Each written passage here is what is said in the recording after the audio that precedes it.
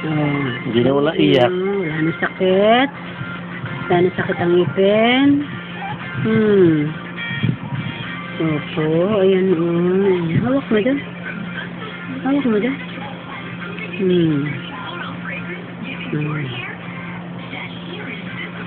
Kagat-kagat lang.